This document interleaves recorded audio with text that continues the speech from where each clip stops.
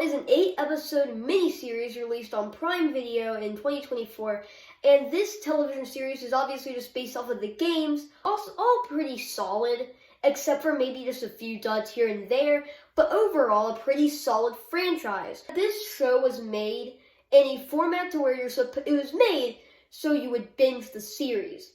Me personally, I like the method more where they will release it on a weekly standpoint. But, we've given some background now, so let's actually get into the show. Our main character is Lucy. She's a person that lives in Vault 33, and she's, very innocent at the beginning of the series, and kind of at the end, but, it's a little bit different, because by that point, she had left the Vault for a good amount of time, and the world is changing her, the goals around her is changing. The plot point I theorize that will be prevalent, through the entire show, is just seeing Lucy just grow less and less innocent the more she's out of these vaults, because she's becoming more used to and more like the people on the surface, because they're all crazy. So it's different from the order that's down in the vaults. So I think that's gonna be interesting to see. We do see a little bit of that in the show, but still, and a plot point I really want to talk about, because oh my god, it's probably the best part of the show for me at least, is the goal in this series.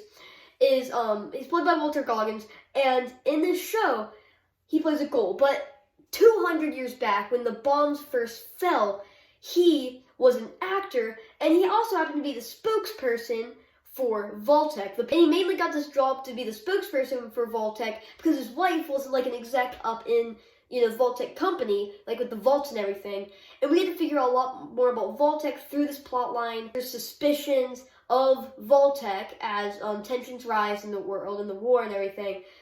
And that's honestly probably the reason he didn't get let into the vault, because of his rising suspicion of the people. And these flashbacks do play a big part, because these flashbacks are used, for some plot twists and just some general plot points.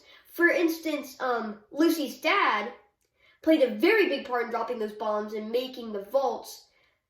So it's because a whole lot of twists, and Lucy's dad is just a character that's just gonna be probably prevalent in this whole show, because he starts off as basically the headmaster of this whole vault, is kidnapped.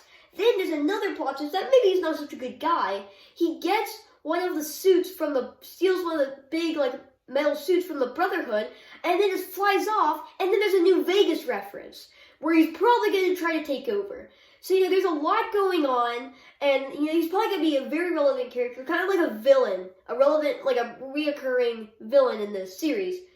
And they are going to make a season 2 at some point, because with the success of this show, it's really why not, because this show is beautiful, and, the soundtrack in this show, the music choices in certain scenes, in the vaults, and out above on the surface, it just all sounds so well with what's happening, and they have the classical 50s, 60s music of that time period, and it just sounds really nice around some of the cinematography that accompanies it in a lot of scenes. And we also have this guy from the Brotherhood in this show. He also does play a very good part. He's very, confused most of the show. He grew up as, a fighter.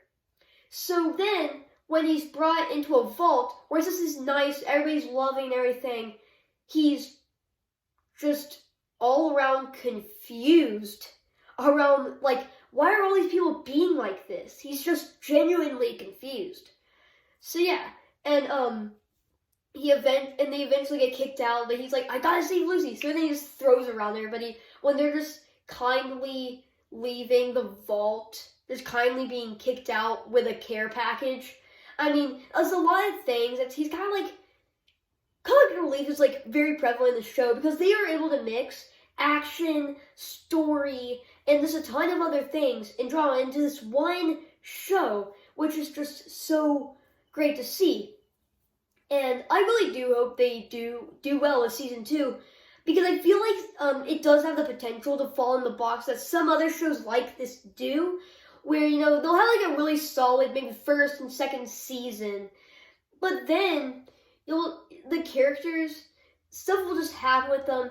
Maybe like a character will like go away for like a season or two, come back, and he's like completely different when he's reunited with the main character, and it kind of just mixes everything up. I do hope they do really well, but a lot of care, like they did in the first season, because if they mess this up, it'll just kind of be sad, you know. But all around, I do recommend this show. Everything is just amazing in this show. Really, the things that are just okay, genuinely okay, is that I wish it would have been more like 10 or 12 episodes instead of just 8, because even though they were longer episodes, there was only 8. Like, I wish there would have been upwards of like 12, or maybe 10 or 12, because like, there needed to be more, because towards the end of the show, they were just starting to close certain things down for the next part, and I feel like they could have had more time to flesh it out if they just put it like into like a bigger, more episodes, if that makes sense. Anyways, guys, yeah, just an all-around amazing show. If you want to like this video or any of my other content, please consider subscribing. I'll see you in the next one. Goodbye.